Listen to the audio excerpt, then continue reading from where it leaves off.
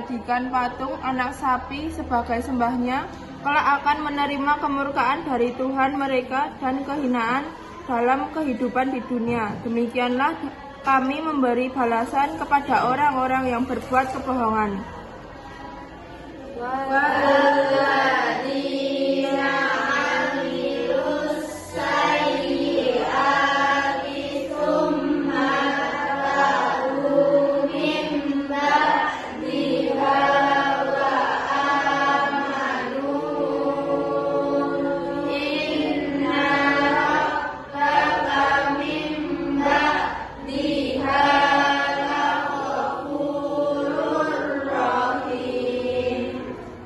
Dan orang-orang yang telah mengerjakan kejahatan kemudian bertobat dan beriman, niscaya setelah itu Tuhanmu Maha Pengampun, Maha Penyayang.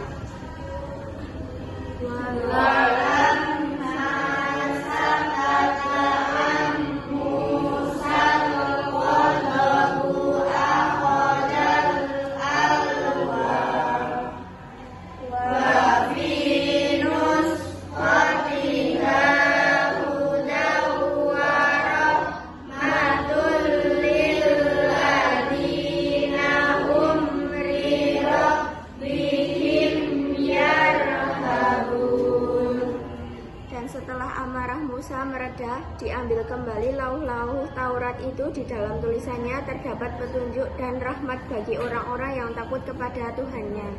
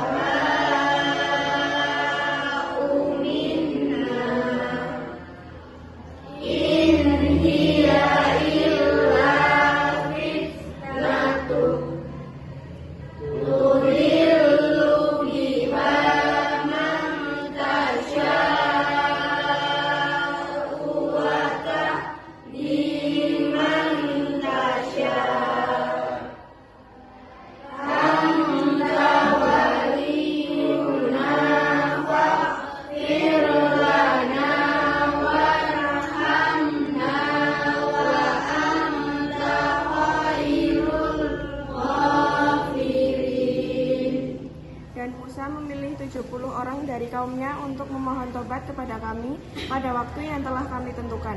Ketika mereka ditimpa gempa bumi, Musa berkata, "Ya Tuhanku, jika engkau kehendaki, tentulah engkau binasakan mereka dan aku sebelum ini. Apakah engkau akan membinasakan kami karena perbuatan orang-orang yang kurang berakal di antara kami? Itu hanyalah cobaan darimu. Engkau sesatkan dengan cobaan itu siapa yang engkau kehendaki dan engkau beri petunjuk kepada siapa yang engkau kehendaki. Engkaulah pemimpin kami, maka ampunilah kami dan berilah kami rahmat. Engkaulah pemberi ampun yang terbaik."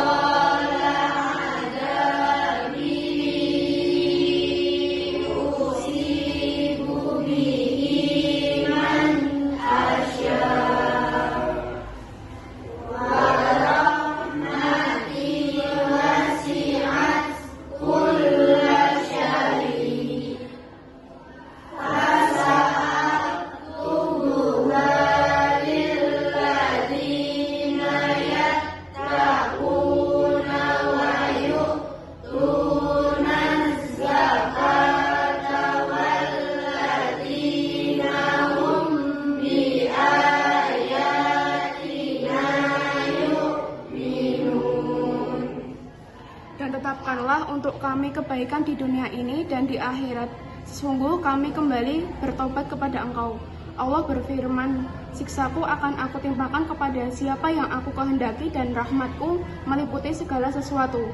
Maka akan aku tetapkan rahmatku bagi orang-orang yang bertakwa, yang menunaikan zakat, dan orang-orang yang beriman kepada ayat-ayat kami.